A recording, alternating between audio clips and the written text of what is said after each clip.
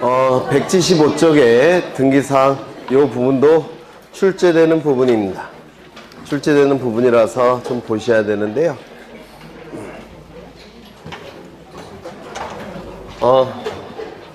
등기가 물건은 크게 두 가지가 있죠.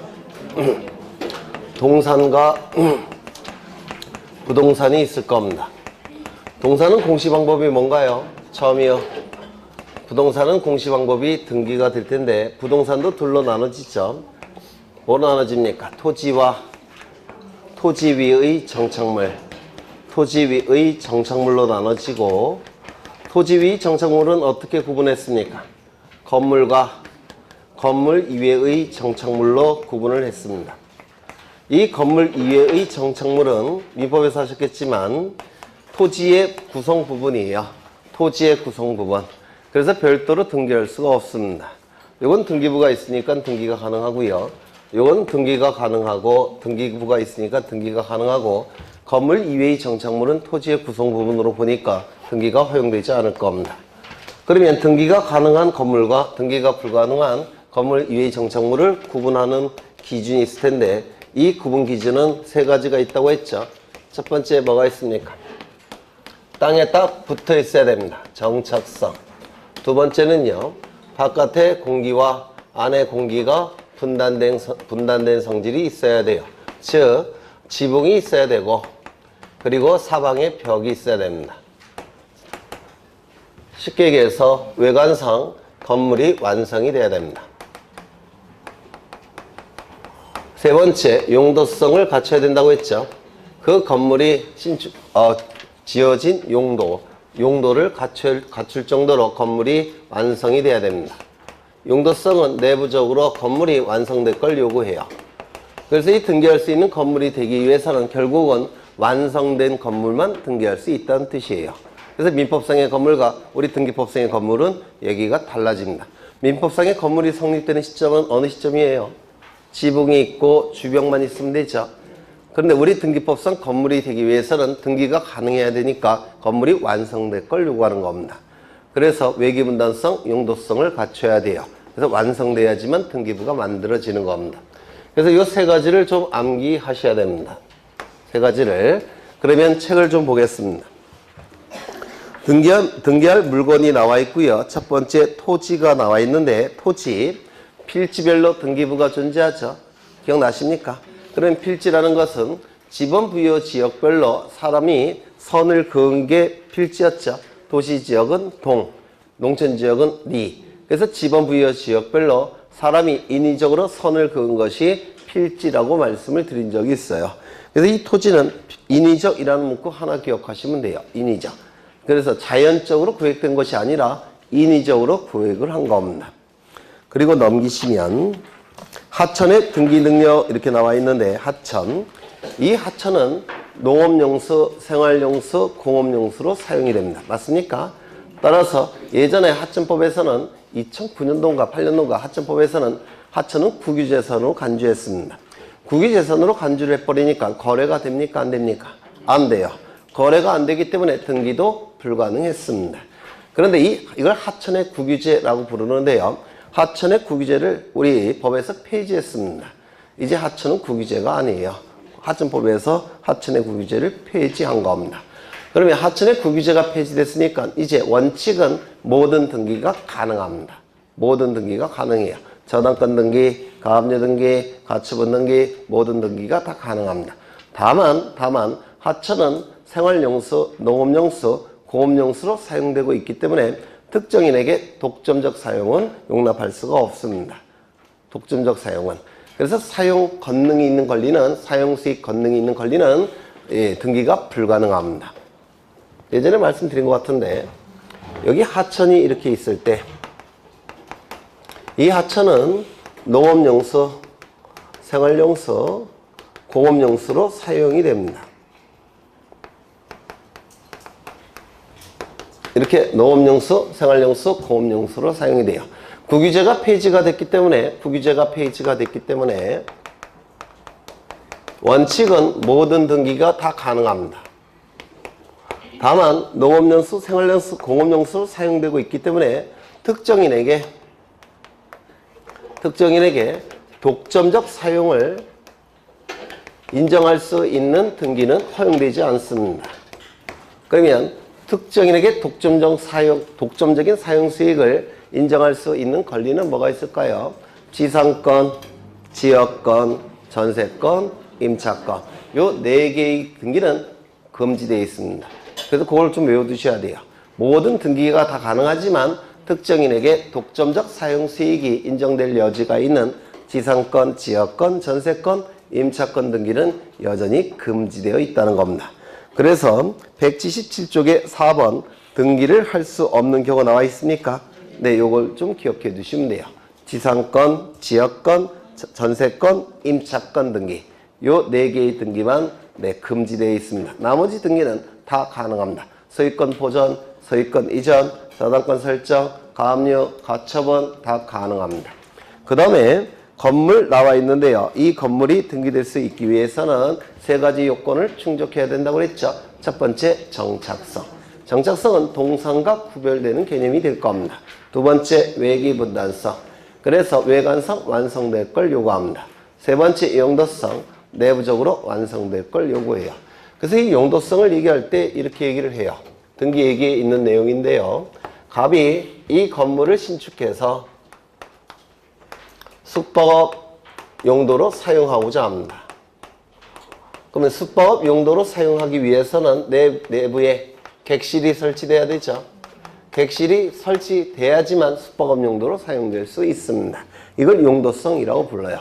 그래서 내부적으로 완성될 걸 요구하는 겁니다. 숙박업 용도로 사용될 수 있을 만큼 완성될 걸 요구하는 겁니다. 이걸 용도성이라고 불러요. 그러면 이제 거기 동글뱅이 3번에 건축물이 등기 능력에 대한 판단 이렇게 나와 있는데요. 거기 보시면 기억의 첫 두째 줄에 토지에 견고하게 정착되었는지 여부. 이게 뭡니까? 정착성. 그렇죠. 그 다음에 그 옆에 지붕과 추벽 또는 그에 유사한 설비를 갖추었는지 여부. 이게 외기분단성이에요. 세 번째, 일정한 용도로 계속 사용할 수 있는 것인지 여부. 이게 용도성이라고 얘기를 합니다. 뭐 갖고 판단한다고요? 건축물 대장 갖고 판단을 하는 겁니다. 건축물 대장 갖고. 그 다음에 니은을 보시면 우리 등기 예규에 등기할 수 있는 것인지 없는 것인지 예규에 예가 나와 있습니다. 이 예들을 다 외우셔야 되는데 쉽지 않죠? 맞습니까? 쉽지 않아요. 암기할게. 그래서 저 3가지를 가지고 대입하는 훈련을 하셔야 돼요. 저 3가지를 가지고 한번 해보죠. 네. 첫 번째. 유류 저장 탱크. 기름을 저장하는 탱크입니다. 시멘트로 만들어졌어요. 그리고 땅속에 또는 땅 위에 설치되어 있습니다. 그렇다면 시멘트로 만들어졌으니까 정착성 있겠습니까? 네. 있겠죠? 정착성 있습니다. 두 번째, 기름이 밖으로 빠져나가서는 안 되죠? 외기분단성 있겠습니까? 네. 있을 겁니다. 기름을 저장하는 용도니까 용도성 있겠습니까? 네. 있을 겁니다. 따라서 유류 저장 탱크는 건물로서 등기할 수 있다라고 얘기합니다. 사일로라는 게 있는데요. 사일로 유류 저장 탱크와 비슷해요. 미국에 많이 있어요. 우리나라도 있지만 네, 미국에 대단위로 농사를 짓는 미국 같은데 캐나다 같은데 많이 있는데요. 여기가 땅이고 여기다가 럭비공처럼 생긴 이렇게 시멘트 축조물을 만듭니다. 그리고 이 안에는 곡물 같은 것을 저장해요. 곡물 같은 것을 시멘트로 만들어서 럭비공처럼 생겼어요. 이걸 사일로라고 불러요. 그러면 첫 번째 시멘트로 만들어졌다면 정착성이 있습니까? 네. 있습니다. 두 번째, 곡물이 바깥에 이렇게 짐승들이 와서 못 빼먹어야 되죠? 외기분단성 있을 겁니다. 곡물 저장용이니까 용도성 있겠습니까? 있을 겁니다. 사일로도 출제가 돼요. 그 다음에 농업용 고정식 온실. 농업용이라는 표현이 있으니까 용도성 있습니까? 네. 있습니다. 고정식이라는 표현이 있으니까 네? 정착성 있겠습니까? 있습니다. 온실이라는 표현이 있네요. 그러면 바깥의 공기보다 따뜻하죠? 외기분단성 있겠습니까? 있습니다. 등기가 가능합니다. 그 다음에 비각이라는 게 있는데 비각은 비문의 집이에요. 비문. 요거는 만주 지역에 있는 강개토 대왕 비문입니다. 여기 뭐라고 써있는지 아세요? 이곳은 천하의 중심이다. 나는 하늘의 아들이다. 뭐 이렇게 내용이 있답니다. 뭐 비문에. 그런데 비가 많이 오면 이 비문이 글자가 지워지겠죠. 그리고 바람이 불면 풍화작용을 통해서 비문이 지워질 겁니다. 그래서 이걸 막기 위해서 여기다가 집을 하나 설치해요. 이렇게 지붕도 설치하고 그 다음에 관광객들이 관광을 해야 되니까 유리로 이렇게 설치합니다. 여기 비각이에요. 비각. 지붕과 유리로 설치된 벽. 이게 비각이라고 부르는데요. 그럼 첫 번째 정착성 있겠습니까? 네. 있겠죠. 외기분단성은요 있을 겁니다. 용도성은 있을 겁니다. 비문 보호. 그렇죠. 그래서 당연히 등기할 수 있습니다. 그 다음에 경량 철골조. 경량은 가벼운 이란 뜻이 될 테고 철골조, 철골로 만든 이란 뜻입니다. 만들 조자예요. 가벼운 철골로 만든. 그리고 경량 패널. 패널은 판넬을 얘기합니다. 판넬, 널판지. 가벼운 판넬로 만든 지붕도 있네요. 지붕도 있고 그 다음에 건축물. 이거 등기할 수 있겠습니까? 네. 있을 겁니다. 정작 철골로 만들었으니까 정착성이 있겠죠. 그 다음에 판넬, 벽이 판넬로 되어 있고 지붕도 있으니까 외기분단성도 있습니다. 그 다음에 건축물이니까 사람도 살 수 있겠죠. 등기할 수 있습니다. 조적조. 이 조는 쌓을 조자고요. 적은 벽돌이라는 뜻이에요. 그래서 벽돌로 쌓아서 만든 마지막 조자는 만들 조자예요. 벽돌을 쌓아서 만든 조적조라고 얘기합니다. 그리고 컨테이너 구조라고 되어 있으니까 컨테이너로 벽을 삼은 겁니다. 그렇죠. 그 다음에 슬레이트 지붕까지 있네요. 조적조라는 표현이 있으니까 정착성이 있습니까? 컨테이너라는 표현이 있으니까 벽이 있겠죠. 그 다음에 지붕 있으니까 등기할 수 있습니다. 그 다음에 개방형 축사라고 나와 있는데 이 개방형 축사. 여기서 이 축사라는 개념은 소의 집을 얘기해요. 소의 집. 그런데 이게 건축물로서 건물로서 등기하기 위해서는 정착성 있어야 됩니다. 외기분단성 있어야 돼요. 용도성도 있어야 되는데 축사라고 되어 있으니까 정착성은 있겠죠. 그 다음에 축사니까 용도성, 소의 집의 용도로 용도성이 있겠죠. 문제는 외기분단성이 있어서는 안 돼요.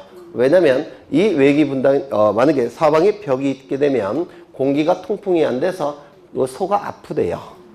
그래서 죽어나간대요.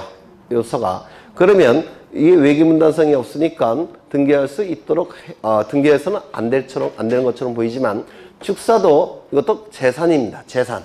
농민 입장에서는 재산적 성질이 있어요. 재산적 성질이 있기 때문에 등기를 해서 보호를 할 필요가 있더라는 겁니다. 그래서 이 축사는 예외적으로 외기분단성이 없음에도 불구하고 일정한 요건을 갖춘다면 등기할 수 있는 건물로 보겠다는 겁니다. 이걸 개방형 축사라고 불러요. 이거 이해가 되실까요? 축사니까 벽이 있어서는 안 돼요. 이게 통풍구가 있어야 됩니다. 그런데 재산적 권리이기 때문에 외기분단성이 없음에도 불구하고 등기를 가능하게 해서 보호를 해주겠다는 겁니다. 일정한 요건을 갖춘다면. 그 일정한 요건 사실은 뭐 이게 출제될 것 같지 않은데 한번 들어보시죠. 첫 번째 뭐가 있어야 되냐면 토지에 견고하게 부착되어 있어야 됩니다. 이건 무슨 뜻입니까? 정착성이 있어야 된다는 뜻이에요. 토지에 견고하게 설치되어 있을 것. 두 번째는 소의 사육을 목적으로 계속 사용할 수 있을 것. 이건 뭘까요? 용도성이 될 겁니다. 그 다음에 지붕과 견고한 구조를 갖출 것. 이거는 지붕은 있어야 된다는 뜻이에요. 지붕, 비를 맞으면 안 되니까. 그 다음에 건축물 대장에 축사로 등록되어 있을 것.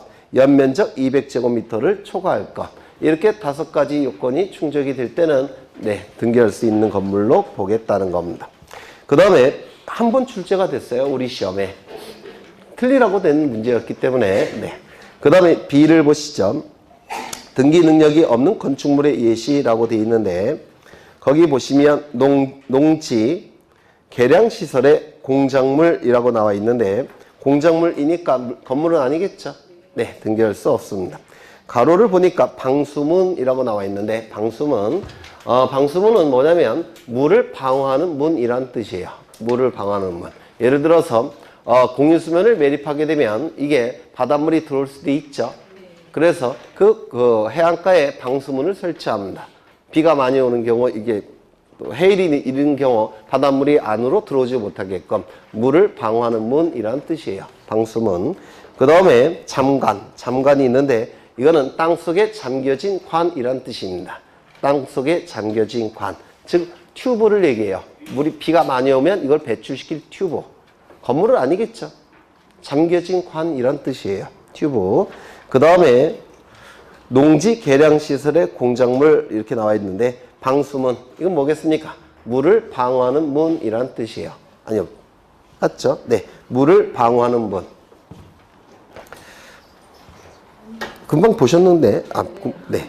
배수관문 보셔야 되는데, 배수관문, 방주제의 부대시설물 배수관문 이렇게 되어 있는데, 이건 뭐냐면, 요건 바다입니다. 바다고요. 여기에 방파제를 설치합니다. 제방을 설치해요. 그리고 여기 흙으로 메꿉니다. 그런데 비가 많이 오게 되면 여기가 물에 잠기겠죠. 맞습니까? 따라서 이 물을 배출할 수 있는 여기 공간, 통로를 만들어 놓습니다. 방파제에. 요거를 뭐라고 부르냐면 배수로라고 부를 겁니다. 물을 배출하는, 배출하는 수, 물. 그 다음에 여긴 평소에는 닫아놔야 되겠죠. 이걸 배수관문이라고 얘기해요. 그래서 물을 배출하는 으뜸이 되는 문이라는 뜻입니다. 갑은 으뜸, 문이라는 뜻이에요. 물을 배출하는 으뜸이 되는 문. 이게 바로 배수관문이라고 얘기합니다. 평소에는 닫아놓고 비가 많이 오면 열어서 이걸 위로 올려서 열어놓습니다. 이렇게 올려서. 그러면 여기 물이 빠져나갈 겁니다. 이걸 배수관문이라고 부르고요. 비가 많이 오면 이 배수관문을 위로 올려야 되겠죠. 그 도르래가 있어야 될 겁니다. 그 도르래를 건양기라고 불러요. 건양기. 건양기. 거기 건양기 있죠? 네. 그 다음에 이 배수관문이 없을 때는 양수기를 통해서 뽑아내야 되죠. 네, 양수기. 물을 뽑아내는 거. 이런 것들은 건물이 되지 못할 겁니다. 당연히. 그렇죠. 그 다음에 건물의 부대시설, 승강기, 엘리베이터를 얘기하겠죠. 발전시설, 보일러시설, 냉난방시설, 배전시설. 이런 건 동산으로 봐야 되지 않을까요? 그렇죠. 네. 그 다음에 지하상가의 통로. 지하상가. 이건 상가의 통로라는 뜻인데 이따가 보시겠지만 구조상 공용 부분에 해당이 됩니다. 구조상 공용 부분. 구조상 공용 부분은 등기할 수 있습니까?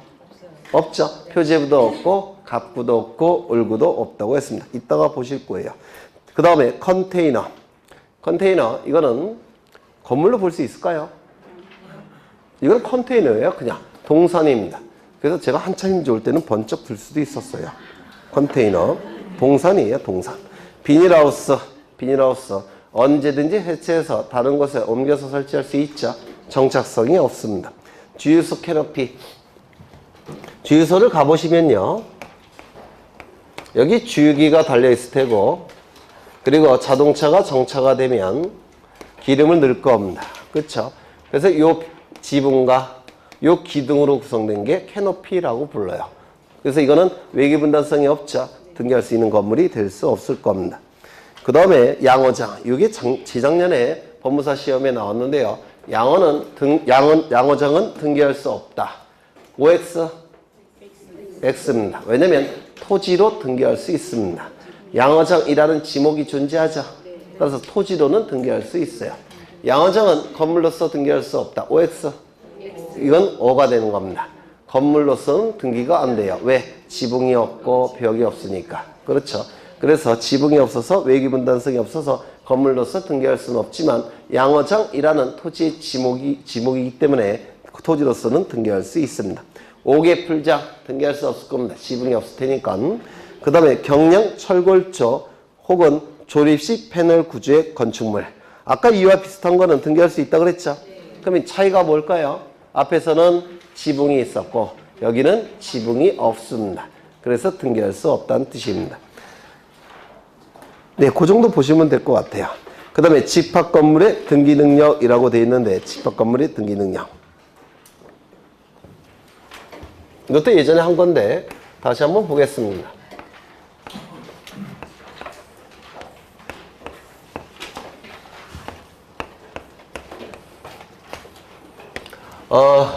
자이 아파트가 될 겁니다. 내년엔 바꿔야지. 맨 처음에 강의 시작할 때는 우성 아파트라고 예를 들었어요. 제가 예전에 살 때 가장 비싼 아파트가 5성 아파트여서 네, 지금은 자기가 제일 더 비싼 거 있나요? 레미안? 레미안이 더 비싸요? 내년부터는 레미안으로. 네. 여기는 101호쯤 될 테고, 202호쯤 될 테고, 303호쯤 될 겁니다. 이 토지를 뭐라고 얘기했습니까? 건물의 기초가 되는 토지라고 해서 대지라고 불렀죠. 기초 대자를 써서. 그리고 이 303호를 뭐라고 불렀습니까? 구분 건물. 그렇죠. 구분 건물. 근데 이 구분 건물의 개념은 공용 부분을 포함하는 개념이라고 했죠. 그래서 구분 건물에서 공용 부분이 빠지면 전유 부분. 그렇죠. 전유 부분은 구분 소유자가 전적으로 소유하는 부분이에요. 전적으로 소유하는 부분이라서 공용 부분은 빠집니다. 전유 부분에 공용 부분이 포함되면 뭡니까? 그건 구분 건물이라고 불러요. 이 건물을 분해해보면 둘로 나눠진다고 그랬죠. 첫 번째, 전유 부분이 존재하고, 두 번째, 공용 부분이 존재한다고 했죠. 이렇게 둘로 나눠질 겁니다. 이 전유 부분이 되기 위해서는 구분 소유권자가 전적으로 소유하는 부분인데요. 전유 부분이 되기 위해서는 구조 자체가 독립적으로 만들어져야 됩니다. 이를 구조상 독립성이라고 불러요. 전적으로 소유하는 부분이라서 구조 자체가 독립적으로 만들어져야 되고 이용할 때도 독립적으로 만들어져야 됩니다. 이 두 가지 요건이 충족이 돼야지만 전유 부분이 될 수가 있어요. 두 가지 요건이 충족이 돼야지만 이 전유 부분은 구조 자체가 독립적으로 구성되어 있고 이용할 때도 독립적으로 이용할 수가 있기 때문에 이 면적이 특정됩니까? 되지 않습니까? 면적이 현관문 열고 안에 들어가면 면적이 딱 정해져 있죠. 따라서 면적이 정해져 있기 때문에 면적을 기록해야 될 표제부가 존재해야 됩니다. 전유 부분은 표제부가 존재해야 돼요. 그리고 소유권자 따로 있습니까? 따로 있죠. 소유권자를 기록해야 될 갑구도 존재해야 됩니다. 돈 필요하면 은행에 담보 잡히고 돈 빌릴 수 있어야 되죠. 저당권 등기를 해야 될 을구도 존재해야 될 겁니다. 그래서 이 전유 부분은 표제부, 갑구, 을구 전부 존재합니다. 그래서 이 전유 부분은 표제부, 갑구, 을구가 존재하는데 저 자이 아파트에서 전유 부분은 몇 개가 있습니까? 9개가 있죠. 따라서 9세트가 존재하게 될 겁니다. 그렇죠. 표제부, 갑구, 을구는 9세트가 존재할 거예요. 공용 부분은 둘로 나눠진다고 했습니다. 첫 번째, 구조 자체가 공동으로 사용하게끔 만들어진 부분. 구조 자체가 공동으로 사용하게끔 만들어진 부분. 구분 소유권자들이 공동으로 사용하게끔 만들어진 부분. 구조상 공용 부분이라고 불러요. 복도나 계단, 엘리베이터 이딴 것을 구조상 공용 부분이라고 불렀습니다. 그러면 이 구조상 공용 부분, 복도, 계단, 엘리베이터 303호 소유자가 사용할 수 있는 면적이 정해져 있습니까? 없죠. 다 같이 사용하는 부분이에요. 구조 자체가. 따라서 면적이 특정될 필요가 없기 때문에 표제부는 존재할 수 없습니다. 갑구도 당연히 존재할 수 없고 을구도 존재할 수 없어요. 그래서 이 구조상 공용 부분은 표제부, 갑구, 을구가 존재하지 않아요. 아까 지하 상가의 통로가 바로 여기에 해당이 되는 겁니다. 지하 상가의 통로는 면적이 특정되어 있지 않습니다. 전체가 면적이에요. 그래서 표제부, 갑구, 을구가 존재하지 않으니까 처음부터 등기가 불가능합니다. 그렇죠. 그 다음에 또 뭐가 있습니까? 만들어지기는 전유 부분으로 만들어졌지만, 즉 구조상 독립성, 이용상 독립성은 갖췄다는 뜻입니다. 그런데 만들어지기는 전유 부분으로 만들어졌지만 규약을 통해서 공동으로 사용하자고 정한 부분, 이를 규약상 공용 부분이라고 부릅니다. 만들어지기는 전유 부분으로 만들어졌지만 규약을 통해서 공동으로 사용하자고 정한 부분. 아파트 관리 규약을 얘기해요. 그런데 그 관리 규약에서 꼭 안티 거는 친구들이 있죠. 네. 그래서 이 규약에 공적인 증거력을 부여하기 위해서 이 규약에다가 공증을 받는 경우도 있어요. 즉, 공정증서로 규약이 작성되는 경우도 있습니다. 공적인 증거력을 올리기 위해서 그렇습니다. 그러면 규약이나 공정증서를 통해서 전유 부분을 공용 부분으로 전환시킨 부분, 이를 규약성 공용 부분이라고 얘기하는데 여기에 해당되는 게 뭐가 있다고 그랬죠? 관리사무소, 그리고 노인정. 이런 것들이 바로 만들어지기는 전유 부분으로 만들어져서 일반인들에게 상가로 분양할 수도 있었던 겁니다. 그런데 부분 소유자들이 모여서 관리당 규약을 만들어서 공동으로 사용하자고 정한 부분이에요. 용도는 관리사무소, 노인정으로. 그러면 이 규약성 공용 부분은 구조상 이용성, 독립성, 이용성이 존재하니까 면적이 특정이 됩니까? 특정되지 않습니까? 특정되겠죠? 네. 구조성 독립성이 있기 때문에 면적이 특정될 수밖에 없어요. 따라서 표제부 있습니까? 표제부 있을 테고 갑구 있을 테고 을구도 존재합니다. 그래서 이 규약성 공용 부분은 표제부, 갑구, 을구 다 있어야 되느냐? 아닙니다. 이거 거래됩니까? 안 되죠. 이거 있어서 안 되겠죠? 저당 잡힐 수 있겠습니까? 없겠죠? 면적은 존재하죠. 따라서 뭐만 존재합니까? 표제부만 존재하는 겁니다. 규약성 공용 부분은 표제부만 존재해요. 그러면 규약성 공용 부분은 등기가 불가능하다. OX? X입니다. 왜? 표제부 등기는 가능하기 때문에 그렇습니다. 그렇겠죠? 규약성 공용 부분은 소유권 등기가 가능하다. OX? X입니다. 그렇죠? 소유권 이외의 권리 등기도 불가능합니다. 표제부 등기만 가능해요. 근데 이 규약성 공용 부분은 구조상 공용 부분과 완전히 다르죠. 따라서 완전히 다르다는 것을 등기부에 공시해야 돼요. 즉 구조상 공용 부분과 달리 만들어지기는 전유 부분으로 만들어졌지만 규약을 통해서 공용 부분으로 바뀐 부분이라는 걸 공시해야 됩니다. 그걸 뭐라고 부르냐면 규약상 공용 부분이라는 사실의 등기라고 불러요. 규약성 공용 부분이라는 사실의 등기라고 부릅니다. 만들어지기는 전유 부분으로 만들어졌지만 규약이나 공정증서를 통해서 공용 부분으로 전환시켰다는 사실을 등기해야 된다는 겁니다. 또는 취지의 등기라고도 불러요. 또는 뜻의 등기라고 불러요. 등기법이 개정이 되면서 어떤 해는 이 용어를 쓰고 어떤 해는 이 용어를 쓰고 어떤 해는 이 용어를 써서 번갈아가면서 쓰기 때문에 이게 다 같은 뜻이에요. 규약상 공용 부분이라는 사실의 등기, 규약성 공용 부분이라는 취지의 등기, 규약성 공용 부분이라는 뜻의 등기 다 같은 뜻입니다.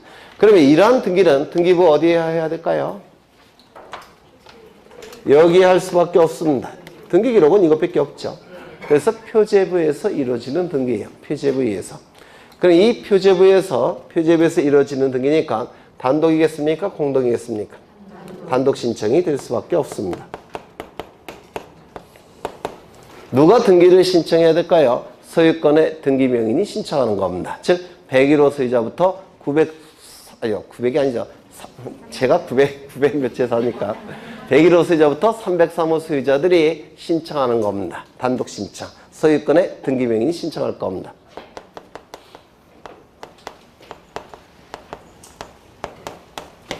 신청. 네.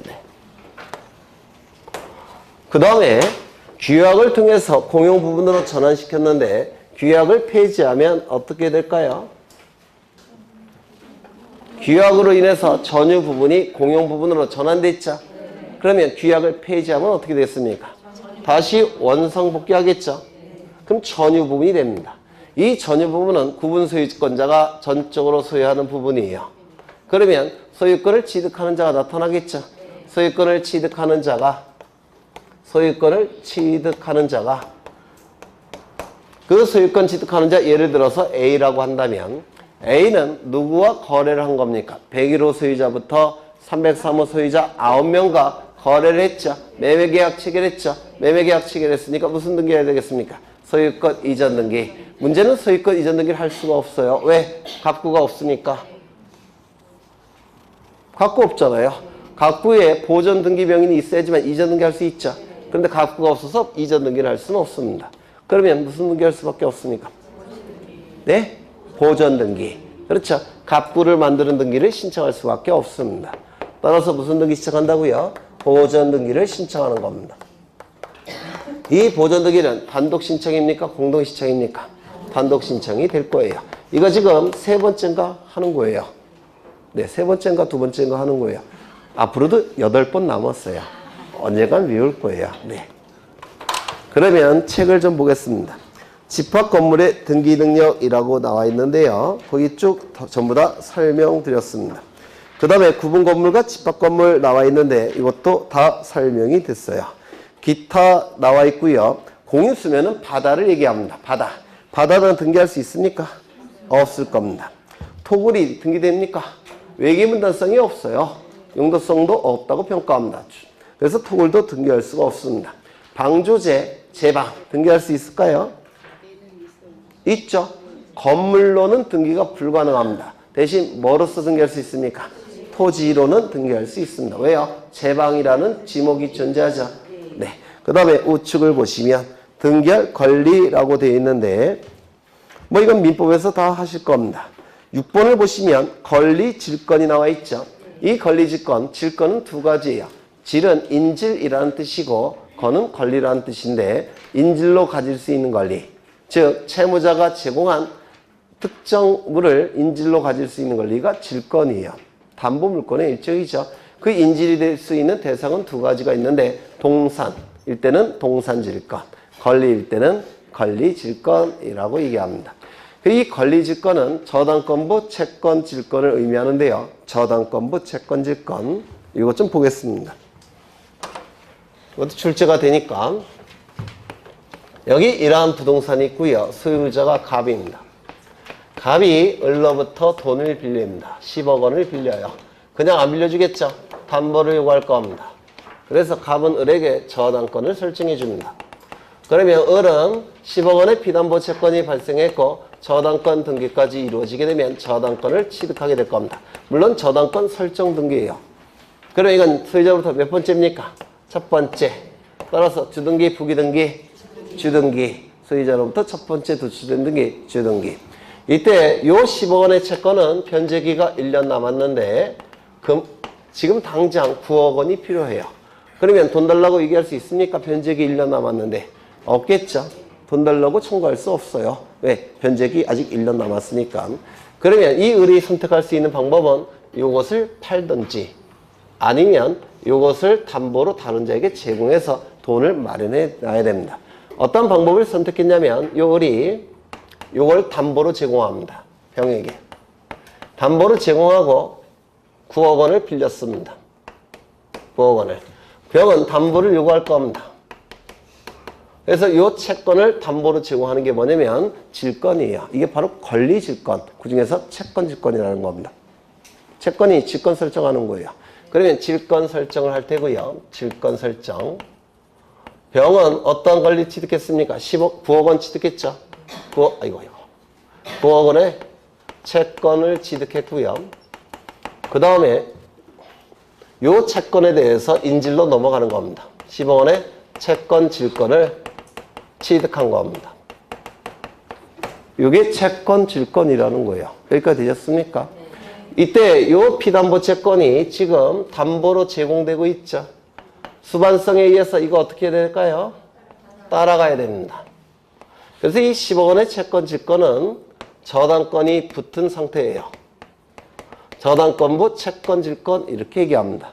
수반성에 의해서. 그러면 이 채권 질권 자체는 등기가 불가능합니다. 하지만 이 저당권이 어떻게 됩니까? 등기가 가능해요. 맞습니까? 그래서 이 저당권부 채권 질권은 이것이 등기가 가능하기 때문에 저당권부 채권 질권은 등기할 수 있다라고 얘기합니다. 소유자를 기준으로 몇 번째 도출됐습니까? 네? 두 번째. 따라서 무슨 등기? 부기 등기. 저당권부 채권 질권은 부기 등기하는 겁니다. 여기에 붙여서 기록합니다. 이렇게 되는 거예요. 이거 이해가 되실까요? 저당권부 채권 질권은 부기 등기가 가능합니다. 민법에서 하셨어야 되는데 이 채권도 담보권 설정도 가능해요. 이걸 뭐라고 부르냐면 저당권부 10억 원의 채권의 질권이 아니라 이제 뭐가 되겠습니까? 담보권이라고 얘기하는 겁니다. 여기 채권 담보권이라고 불러요. 채권 담보권. 혹시 채권 담보권 민법에서 하셨습니까? 네. 여하간 이게 채권 담보권이라고 부릅니다. 담보권을 설정하는 겁니다. 문제는 담보로 제공이 됐으니까 이거 어떻게 될까요? 마찬가지로 따라가야 됩니다. 수반성에 의해서. 그래서 이 채권 담보권은 저당권이 붙은 채권 담보권이라고 부릅니다. 저당권부 채권 담보권. 이것도 무슨 등기 하겠습니까? 질권과 똑같아요. 채권 질권과 부기 등기. 그래서 이거 좀 기억해 두십니다. 거기 써 넣으시죠. 저당권부, 채권, 질권, 저당권부, 채권, 담보권, 무슨 등기? 부기 등기. 요거 하나 기억해 두십니다. 워낙 이놈의 등기법이 중구난방으로 출제돼서 이 정도는 기억하셔야 될 것 같아요. 네. 그 다음에 그 밑에 보시면 부동산 등기법상 등기할 수 있는 권리라고 되어 있는데 점유권 등기할 수 있습니까? 없죠. 점유권은 등기할 수 없고 유치권 등기할 수 있습니까? 없죠. 질권은요? 이거는 질권은 없다라고 하시면 안 되고 동산 질권은 등기할 수 없습니다. 동산 질권은. 그 다음에 권리 질권도 등기할 수 없는 게 대부분이에요. 다만 어떠한 권리 질권은 등기할 수 있다고요? 저당권부, 채권, 질권은 등기가 가능합니다. 저당권부, 채권, 질권은 주등기, 부기등기, 부기등기. 그 다음에 저당권부, 채권, 담보권도 무슨 등기? 부기등기. 저당권부, 채권, 담보권도 부기등기. 그 다음에 넘기겠습니다. 이제 한 페이지 넘겨보시면 부동산 일부와 권리 일부에 대한 등기 나와 있는데요. 이거는 우리 등기법, 민법 양쪽에서 출제 영순입니다. 우리 등기법, 민법 양쪽에서 출제 영순인데요. 이거 좀 이해를 해보겠습니다.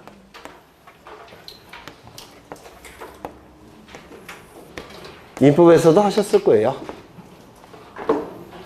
여기는 소유권 등기, 저당권 등기, 그 다음에 처분 제한 등기. 처분 제한 등기는 가압류 가처분 등기를 기억하시면 돼요. 또는 경매 개시 결정 등기도 압류의 효력이 있기 때문에 처분 제한 등기라고 부릅니다. 경매 개시 결정 등기. 그래서 세 가지 정도는 외웠으면 좋을 것 같아요. 가압류 등기, 압류 등기, 경매 개시 결정 등기, 맞나? 가처분 등기. 이 정도는 기억하셔야 될 거예요. 처분 제한 등기. 그 다음에 여기는 용의물권 등기. 용의물권 등기는 뭐가 있습니까? 지상권, 지역권, 전세권을 얘기합니다. 지상권, 지역권, 전세권. 이 전세권은 승역지를 얘기합니다. 승역지. 지역권. 제가 지상권이라고 그랬나요? 네. 전세권. 지상권, 지역권, 전세권 중에서 이 지역권은 승역지를 얘기합니다. 승역지. 유역지 아니에요. 민법에서 하실 테고. 그 다음에 용익채권, 임차권 등기. 그래서 이거는 민법에서 출제될 때는 등기라는 말을 빼고 출제해야 되는데 그냥 같이 출제해요. 그냥. 등기라는 말을 넣어서도 출제합니다. 그 다음에 여기는 부동산 일부. 책에 있어요. 부동산 일부는 이게 하나의 부동산일 때 이 부분을 얘기하는 겁니다. 부동산의 일부분, 특정 일부분. 그 다음에 여기는 부동산 권리의 일부.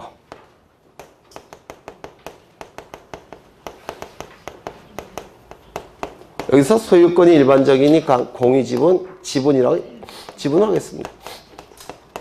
이게 소유권일 때는 이 지분의 이름은 공유지분이고요. 소유권 이외의 권리일 때는 이 지분의 이름은 준공유지분이라고 불러요. 소유권일 때는 공유지분, 소유권 이외의 권리일 때는 준공유지분 이렇게 얘기합니다. 그러면 부동산 일부에 대해서 그러면 여기서 부동산 권리의 일부는 이런 뜻이죠. 부동산이 이렇게 있을 때 소유권이 이렇게 있겠죠. 소유권. 이 소유권을 갑이 4분의 1을 가지고 있고 을이 4분의 1을 가지고 있고 병이 4분의 1, 정이 4분의 1 이렇게 가지고 있다는 겁니다. 이게 뭡니까? 공유지분이라고 불러요. 소유권 이외의 권리일 때는 준공유지분 이렇게 부를 겁니다. 되셨습니까? 네, 그렇죠. 그러면 부동산 일부에 대해서 소유권 이전 등기가 가능한가? 돼요, 안 돼요? 안 됩니다. 뭐 일물일권주의 뭐 그런 거 민법에서 하셨죠? 네. 또한 등기법에서 일부 소유권 이전 등기라는 건 없어요. 부동산 일부에 대한 소유권 이전 등기라는 건 없습니다. 여기 이러한 부동산이 있고요. 소유자가 갑입니다. 갑이 을과 이 부분에 대해서 일부 매매 계약 체결할 수 있습니까? 이건 가능해요. 사적자치 원칙상 부동산 일부에 대한 매매 계약은 가능합니다. 사적자치 원칙상. 예전에 사측자치가 제일 중요한 원칙이라고 했죠. 그러면 일부 소유권 이전 등기를 해야 되는데 일부 소유권 이전 등기가 우리 등기법에서 알지 못합니다. 등기가 불가능해요. 우리 등기법에서. 그래서 이건 가능하지만 이건 허용되지 않습니다. 따라서 일부 소유권 변동은 나타나지 않습니다. 이게 허용되지 않기 때문에 그래요. 일물일권주의 원칙상. 되셨습니까? 그 다음에 두 번째 저당권. 여기 이러한 부동산이 있고 소유자가 갑입니다. 갑, 이건 시가가 10억인데요. 갑이 을로부터 4억을 빌립니다. 담보를 요구하겠죠. 따라서 이 갑이 을에게 저당권을 설정하는데 시가가 10억이에요. 그런데 4억만 빌렸습니다. 그래서 갑과 을이 합의를 해서 요만큼만 4분의 1만 저당권을 설정해 줄 수 있느냐. 그러면 을은 4억에 피담보 채권이 발생했고 저당권 등기가 가능하다면 저당권 취득하게 될 겁니다. 만약에 이것이 변제되지 않으면 저당권자는 저당권 실행합니다. 저당권을 실행한다는 얘기는 법원에 경매를 청구하는 거예요. 경매가 청구되면 법원에서는 경매 개시 결정을 하고 등기소에 경매 개시 결정 등기를 촉박합니다. 그러면 이 경매 개시 결정 등기는 압류 등기와 같은 효력이 있습니다. 그래서 이 경매 개시 결정 등기는 처분 제한 등기라고 불러요. 그리고 경매 절차가 진행이 됩니다. 그리고 A가 매각 대금을 다 내서 경락을 받았습니다. 그럼 A는 소유권 취득할 겁니다. 맞습니까? 취득하는 시점은 어느 시점이죠? 매각 대금을 다 낸 시점에 소유권 취득할 겁니다. 그러면 다른 자에게 처분하기 위해서는 등기를 갖춘 다음에 처분해야 되겠죠. 따라서 이 등기를 뭐라고 부릅니까? 처분 요건으로 쓰인 등기라고 얘기할 겁니다. 만약에 일부 저당권 등기가 가능하다면 일부 소유권 이전 등기가 가능해야 될 텐데 일부 소유권 이전 등기 가능합니까? 안 되죠. 따라서 일부 저당권 등기도 허용되지 않는 겁니다. 일부 소유권 이전 등기가 허용되지 않기 때문에 일부 저당권 등기라는 것도 만들 수가 없어요. 이거 이해가 되십니까? 그 다음에 여기 처분 제한 등기도 마찬가지입니다. 가압류를 예를 든다면 여기 금방 경매 개시 결정했죠. 그러면 일부에 대해서 경매 개시 결정이 나면 나중에 일부에 대한 소유권 이전 등기 해야 되는데 일부 소유권 이전 등기 안 된다고 했죠. 일부 경매 개시 결정 등기도 허용되지 않습니다. 마찬가지로 가압류 가처분 등기. 요 경매 절차는 임의 경매 절차라고 불러요. 그래서 저당권자가 경매를 청구하는 것은 임의 경매 절차를 청구하는 겁니다. 그런데 가압류 채권자는 임의 경매 절차가 아니라 강제 경매 절차를 청구하는 겁니다.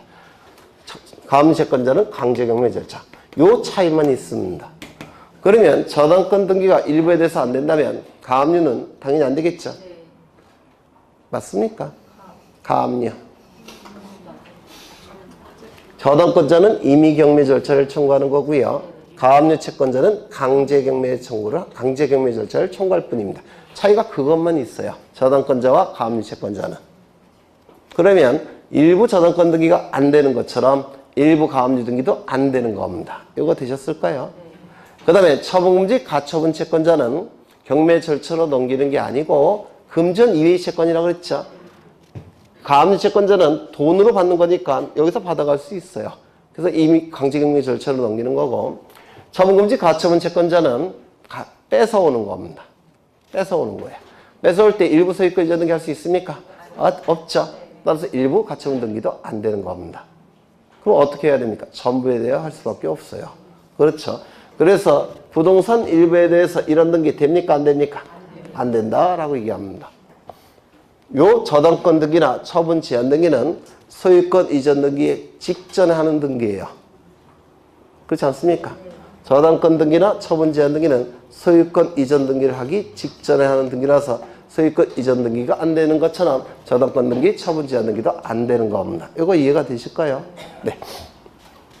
부동산 일부에 대해서 이런 등기는 가능한가? 됩니다. 하나 더 기억하셔야 될 게 뭘 첨부한다고요? 도면을 첨부하는 겁니다. 이거 꼭 기억하세요. 일부에 대해서 도면을 첨부하는 겁니다. 왜냐면 어느 부분인지 공시가 돼야 되겠죠. 공시하기 위해서 도면을 첨부합니다. 어느 지점부터 어느 지점까지라는 거예요.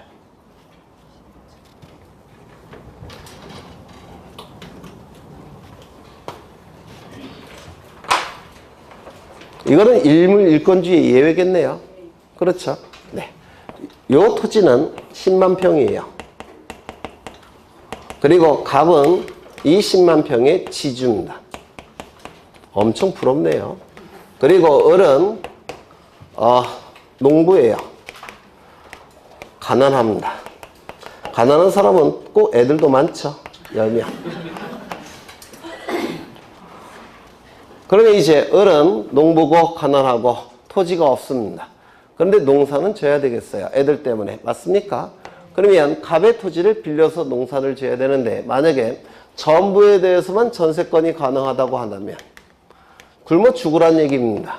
전부에 대한 빌릴 돈이 없기 때문에 그래요. 맞습니까? 따라서 정책적으로 용익적 권리는 일부도 가능하다고 만든 겁니다. 이자를 위해서. 민법이 만들어질 때 59년도에. 그래서 이 용익적 권리는 일부도 정책적 이유에 의해서 일부도 가능하다고 만든 겁니다. 그거 이해가 되실까요? 먹고 살아야 되지 않습니까? 빌려서.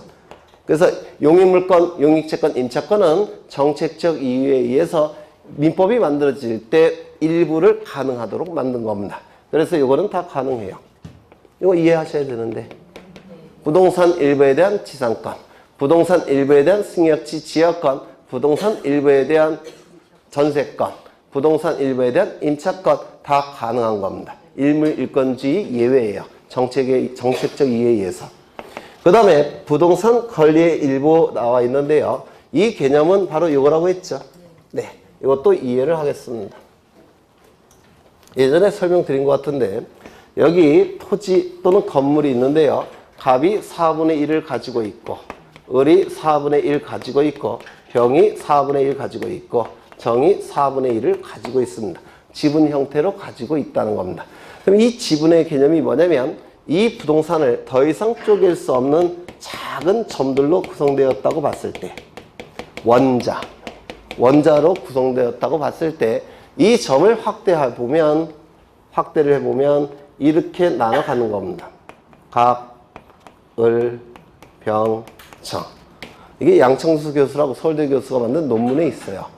그 다음에 여기 요 점은요 마찬가지로 갑, 을, 병, 정 이렇게 나눠가는 겁니다. 모든 점들이 이렇게 나눠가는 거예요. 갑, 을, 병, 정. 요 점도 마찬가지입니다.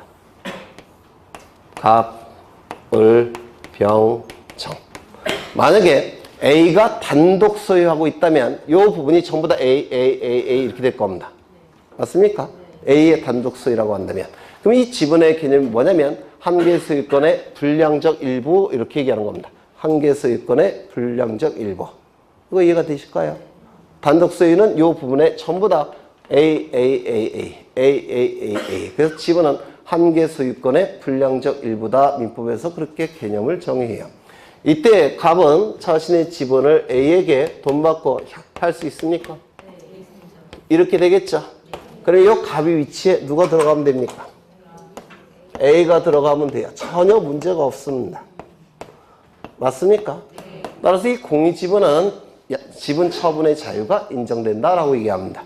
그래서 그 부분만, 그 사람만 바꿔주면 돼요. 그래서 이 지분은 자유롭게 양도할 수가 있는 겁니다. 자유롭게 상수할 수도 있고. 이거 이해가 되십니까? 네, 두 번째. 그래서 지분의 개념은 부동산 전부의 효력이 있을 수밖에 없어요. 그렇죠? 갑이 가지고 있던 지분은 여기도 있고 다 있죠.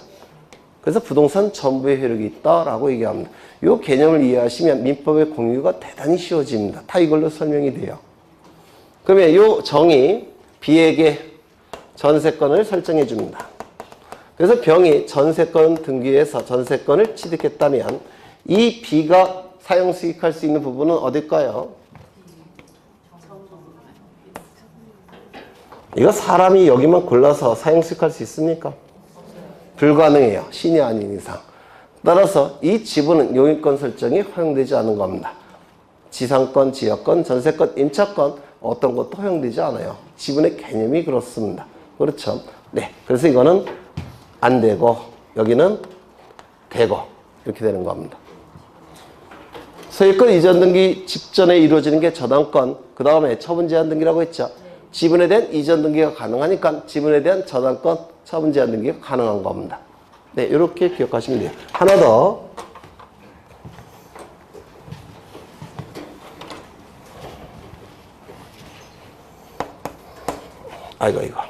이거 소유권 보존 등기만큼은 지분에 대해서 할 수가 없습니다.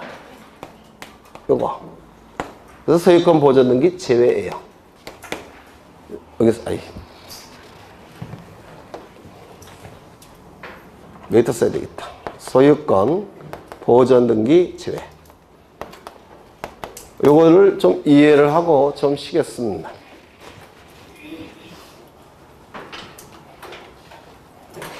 옛날에는 막 잘난 체 하면서 설명했는데 요즘은 다른 선생님들이 갖다 쓰는 바람에 혼자 한 설명이 아닌 게 돼버렸어요. 네.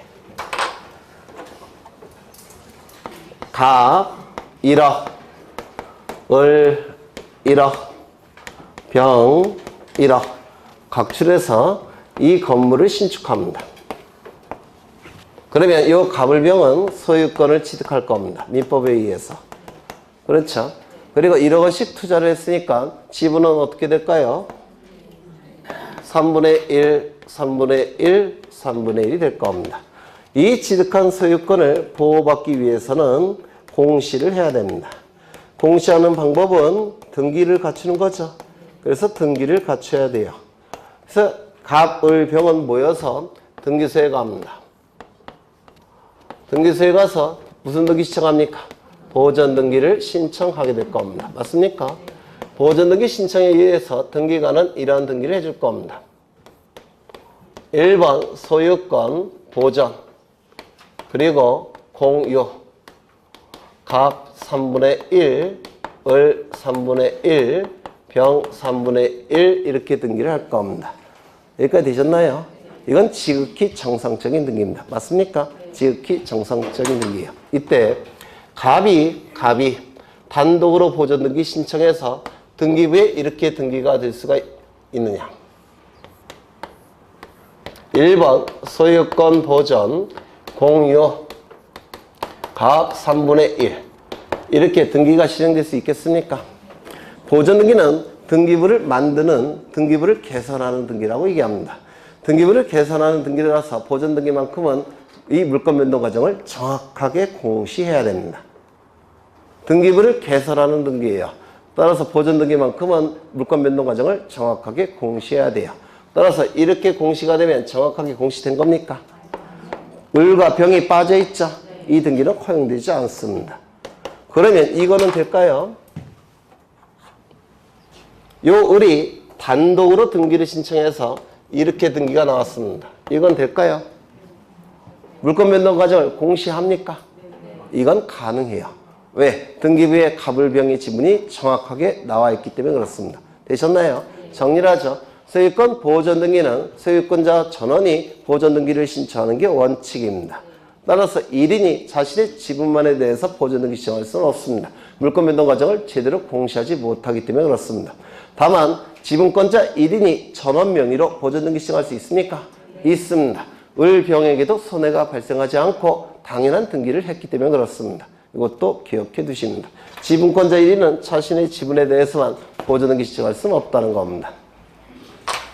여기까지 보고 180쪽을 좀 보겠습니다. 굉장히 어려운 내용을 했어요. 거기 표가 나와 있죠. 부동산 일부에 대해선 소유권 등기, 저당권 등기, 처분 제한 등기는 불가능합니다.